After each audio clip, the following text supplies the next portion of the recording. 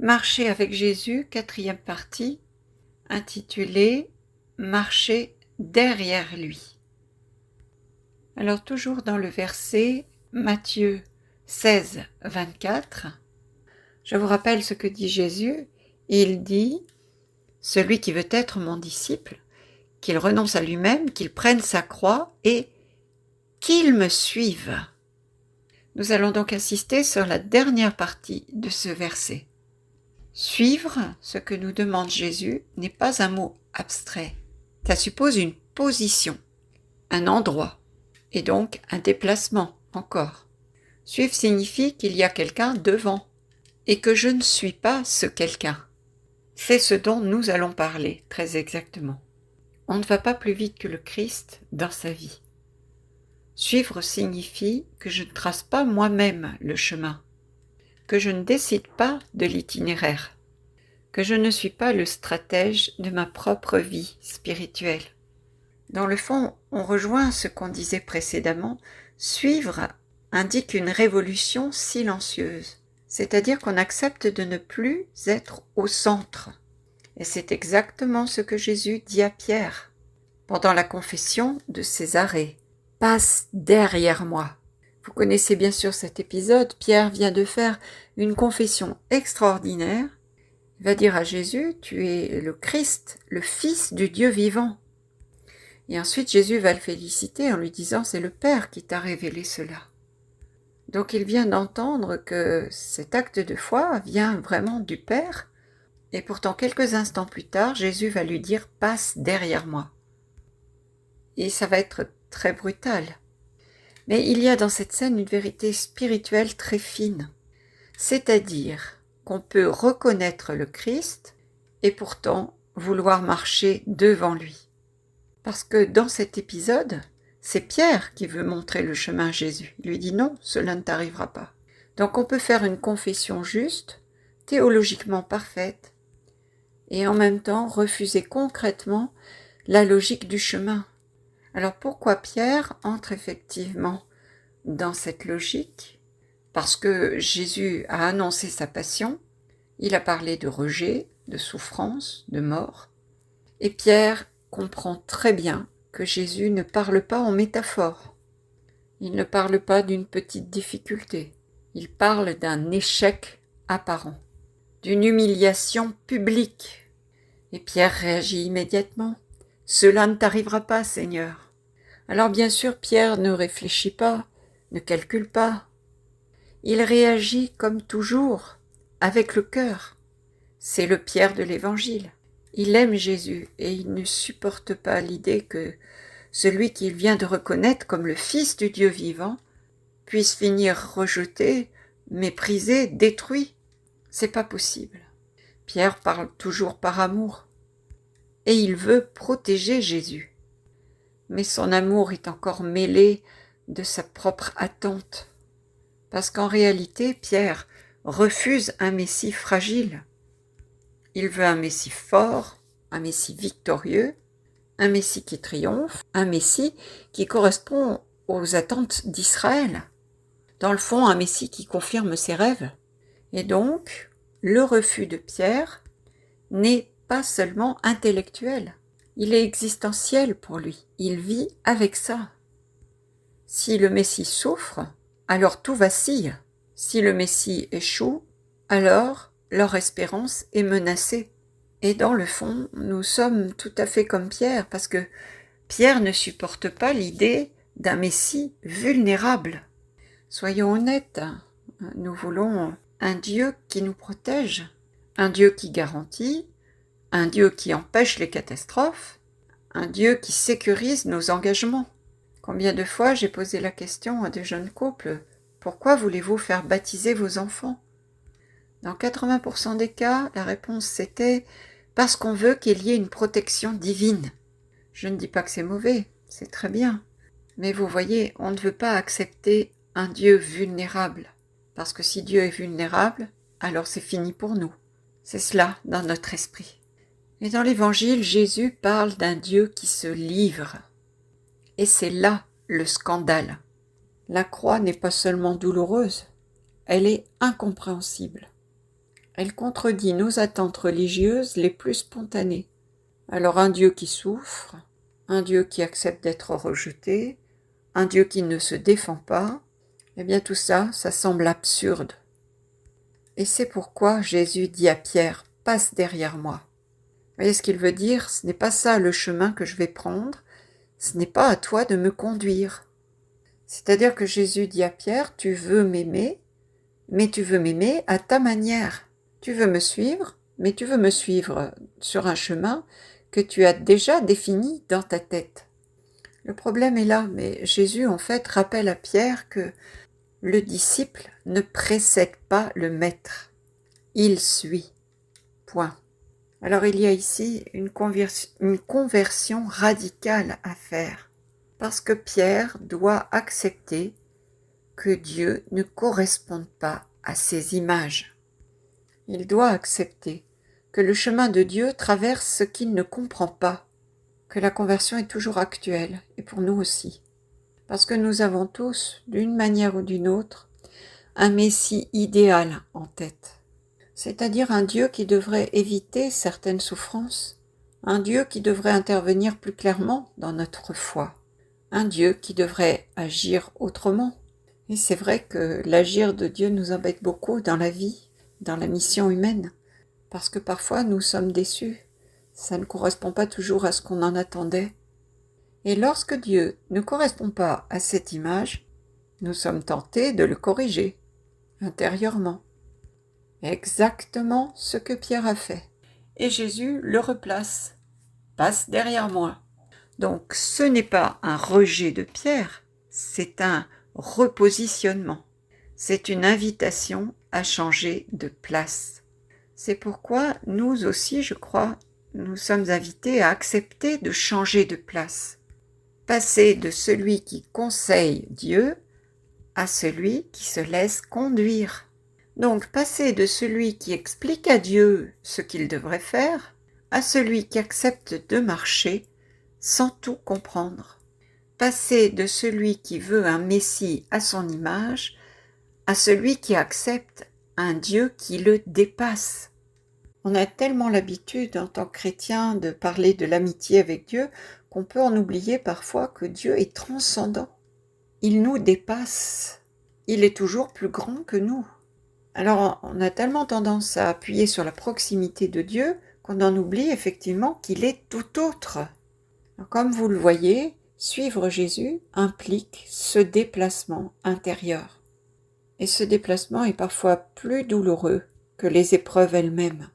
Je ne sais pas si vous avez fait cette expérience ou pas, mais quand Dieu ne correspond pas aux images que nous avons construites pendant des années et des années, dans des expériences difficiles de notre vie, tout d'un coup, on se dit « mais est-ce que c'est une illusion ou est-ce que c'est une réalité ?» Alors il ne faut pas avoir peur, mais je crois que là, on est vraiment dans une expérience spirituelle qui est très forte. Et c'est pour cela que dans la Bible, on a l'interdiction de faire une image de Dieu. Vous voyez que ce n'est pas pour rien qu'Israël a reçu cet ordre. Qu'on ne peut pas faire une image de Dieu, c'est tout à fait vrai. Mais le problème, c'est qu'en fait, nous avons tous plusieurs images de Dieu dans notre tête. Même lorsque nous pensons ne pas en avoir. Nous en avons certainement une, quelque part, parce qu'en fait, notre esprit fonctionne comme ça, avec des expériences, des images que nous fabriquons dans notre tête. Alors cette image s'est formée au fil des années avec notre éducation, nos blessures, nos expériences, nos lectures, nos choix. Elle s'est construite lentement, parfois sans que nous en ayons conscience. Donc d'un Dieu protecteur, d'un Dieu efficace, un Dieu qui garantit le succès des projets inspirés, un Dieu qui récompense la fidélité invisible. Lisez l'Écriture, vous allez voir pourquoi est-ce qu'un type comme Jérémie est tellement déçu. Si on pense qu'en restant fidèle, tout de suite on va être récompensé par Dieu, si nous sommes dans cette image-là, regardons l'Écriture. Il va certainement nous récompenser, mais à sa manière. Comprenez, ce n'est pas à notre manière, et c'est ça le problème, toujours. Alors ces images, attention, ne sont pas entièrement fausses. Elles contiennent une part de vérité parce que oui, Dieu protège, Dieu agit, Dieu bénit, mais le problème commence quand nous transformons ces images partielles en une définition absolue. Oui, Dieu protège, mais à sa manière. Donc vous voyez, il faut toujours respecter son altérité dans le fond. Je reviens à cette phrase d'Emmanuel Lévinas qui disait toujours « Aimer la Torah plus que Dieu », c'est-à-dire que la seule trace que nous avons de ce Dieu transcendant, c'est la Torah. Alors pour qu'on soit témoin de Dieu, il vaut mieux aimer ce texte, parce que Dieu lui-même nous échappe. Donc vous voyez, c'est l'interdiction qu'il y a de faire un discours clos sur Dieu, parce qu'on va construire tout de suite une image. Et dans les rapports avec les autres aussi, c'est ça. C'est exactement comme Dieu dans la Bible. Alors vous voyez, Dieu protège, c'est vrai, mais à sa manière, pas à ma manière, parce que ma manière va l'enfermer. Parce qu'il vient toujours un moment où l'image ne tient plus. Alors, que se passe-t-il quand la maladie arrive, par exemple, que la mission échoue, une communauté religieuse se fracture, la prière devient sèche, l'engagement fidèle ne produit aucun fruit visible. Regardez Jésus lui-même sur la croix. Il est tout seul.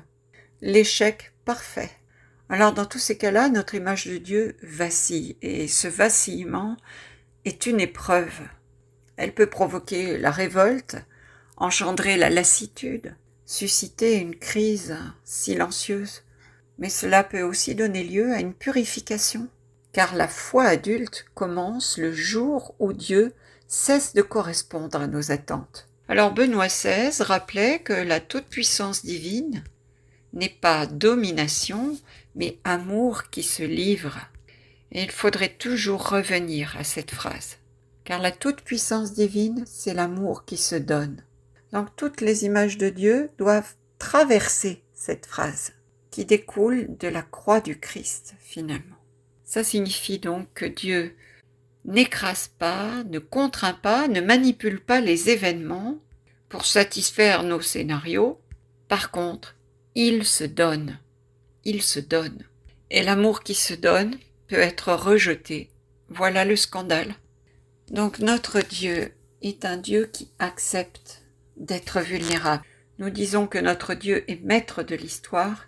Nous avons tous entendu cette expression. Oui, maître de l'histoire, mais un maître fragile. C'est-à-dire qu'il faut voir le paradoxe. Il est maître, mais en même temps fragile. Souvenez-vous de l'expérience d'Élie. Il pense que Dieu est dans la tempête, tremblement de terre, etc., etc. Puis il y a une petite brise qui passe. Et Dieu est là. Et c'est dans cette légèreté qu'on peut à peine sentir que Dieu est là.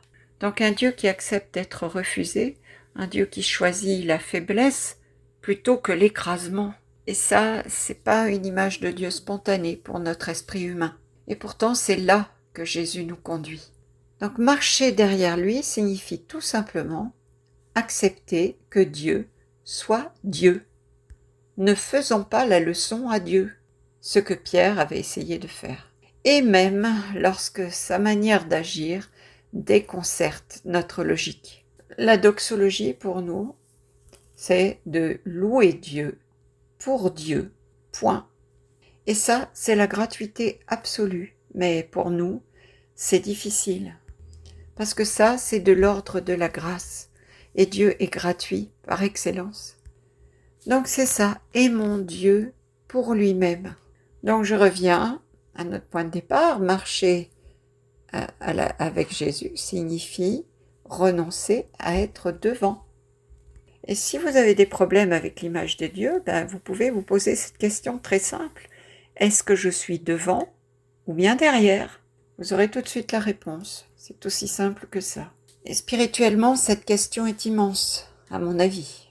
Parce que sans le vouloir, nous prenons souvent la place de celui ou de celle qui dirige. Nous faisons des plans pour Dieu. Et nous imaginons comment les choses devraient se dérouler. Et du coup, nous établissons des enchaînements logiques dans notre esprit. Donc, fidélité donne la bénédiction, la prière un résultat, et l'engagement une fécondité visible. Donc vous voyez, ce sont ces raccourcis que l'on fait toujours dans notre vie, malheureusement. Ce qui est totalement humain, vraiment. Mais Jésus marche vers Jérusalem sans tout expliquer. Il avance et il invite, mais il ne dit pas « comprends d'abord et puis viens ». Il dit tout simplement « suis-moi ». Donc marcher derrière lui signifie accepter de ne pas maîtriser le scénario. Ça ne signifie pas renoncer à l'intelligence, ça signifie renoncer à l'illusion du contrôle. Ça signifie accepter que l'histoire que Dieu écrit avec nous, parce qu'il l'écrit avec nous, dépasse la compréhension immédiate que nous en avons. Donc voyez ce déplacement dont on parle, non pas devant Jésus mais derrière, est un déplacement intérieur. Il consiste à changer de posture, passer de la maîtrise à la confiance, passer du calcul à l'abandon, du contrôle à la fidélité. Alors, nous avons des témoins qui ont vécu ça, par exemple, je pense à Charles de Foucault, sa magnifique prière. Ces témoins qui ont vécu cette grâce, qui ont fait eux-mêmes des efforts, bien sûr, mais ce n'était pas volontaire, ou en tout cas pas volontariste. Simplement, ils sont entrés davantage en eau profonde. Donc bien sûr, chacun est invité à son niveau à entrer dans cette démarche. Ce déplacement est parfois discret. Il peut se jouer dans une seule phrase intérieure. « Seigneur, je ne comprends pas, mais je te suis. » Et vous savez qu'il existe dans la vie spirituelle un moment que beaucoup connaissent, mais dont on parle peu. Et c'est la déception. Ça existe aussi dans l'expérience du couple, au bout de quelques années de vie commune, par exemple. Parce qu'à ce moment-là, on va rencontrer le réel qui ne correspond pas forcément aux images qu'on s'était fait de l'autre dans notre esprit. Parce qu'au départ, on se dit, ben voilà, on a des choses en commun, on se ressemble. Mais plus on avance dans la vie ensemble, plus on se rend compte que ben non, en fait, on est vraiment différents. Et même des fois, on est déçu, des fois. Et puis, bien sûr, la vie reprend le dessus et puis on fait le choix d'avancer. Mais il peut y avoir ce moment de déception. Alors souvenez-vous, les disciples d'Emmaüs qui disaient « Nous espérions que » dans l'évangile de Luc. Ces deux mots, « nous espérions » contiennent une immense douleur. Ils avaient espéré, ils avaient cru, ils avaient quitté leur sécurité et mis leur confiance dans ce Jésus. Et là, maintenant, tout semble s'être effondré. Alors ils marchent vers Emmaüs avec un cœur lourd et une espérance brisée. La déception spirituelle est un carrefour. Quand Dieu ne fait pas ce que nous pensions qu'il ferait, quand la fidélité semble stérile, que les années passent et que rien ne semble bouger. Alors deux chemins s'ouvrent. Soit nous nous refermons, nous devenons prudents, nous cessons d'attendre trop, on réduit peut-être ses désirs pour ne plus souffrir, soit nous acceptons que Dieu purifie notre espérance. On peut se dire peut-être que dans mon espérance, il y a quelque chose qui n'était pas du plan de Dieu. Alors est-ce que je lui confie ou pas? Ou encore il y a des points d'attachement pour moi. Est-ce que je lâche l'emprise que j'ai sur telle ou telle espérance? Donc la déception peut devenir une purification. C'est pas forcément quelque chose de négatif. Parce qu'elle détruit les illusions. Elle arrache les images trop humaines de Dieu. Et elle oblige à une foi plus nue, si vous voulez. Abraham a connu cela. Il a attendu des années avant de voir Isaac. Il a traversé le silence de Dieu. Il a dû continuer sans preuve. Alors la déception n'est pas le contraire de la foi. Elle est parfois le lieu où la foi devient adulte. C'est ça qui est important, parce qu'on va dans la réalité des choses. Parce qu'elle nous apprend à aimer Dieu pour lui-même, et non pas pour les résultats qu'elle pourrait produire. Alors je reviens sur ce sujet que sans cesse, nous imaginons des trajectoires dans notre relation avec Dieu. Nous construisons des scénarios intérieurs, mais Dieu n'est pas un système automatique. Il est relation d'abord. Alors regardons encore Charles de Foucault. Il rêvait d'évangéliser, de porter des fruits visibles. Il s'installe au désert, il vit dans la solitude, et il meurt assassiné sans avoir vu de conversion massive. Alors humainement, c'est un échec, la mort de Charles de Foucault. C'est vrai. Et pourtant, aujourd'hui, sa spiritualité irrigue le monde entier. Alors cela signifie que Dieu ne travaille pas selon nos délais. Donc du vivant de Charles de Foucault, bah oui, ça n'a pas marché. Mais maintenant, voilà, Dieu ne mesure pas la fécondité selon nos critères à nous, critères immédiats. Donc marcher derrière Jésus signifie accepter de ne pas voir immédiatement le fruit. Et c'est vrai aussi qu'il y a une souffrance dans ce renoncement. Et nous aimons mesurer, constater, valider, mais la fécondité appartient à Dieu.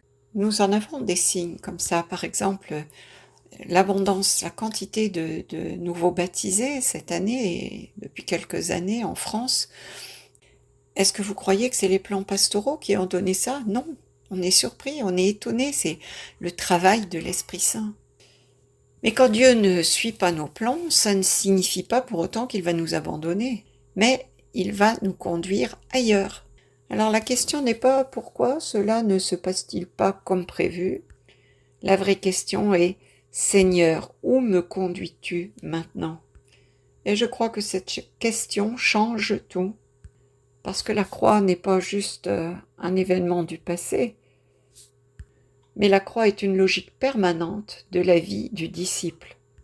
Chaque fois que l'amour se heurte au refus, chaque fois que la vanité coûte, chaque fois que la fidélité semble inutile et que l'engagement paraît stérile, la croix est là. Donc marcher derrière Jésus, c'est accepter cette logique. Et vous savez, je suis désolée, mais on ne peut pas être chrétien sans passer par la croix.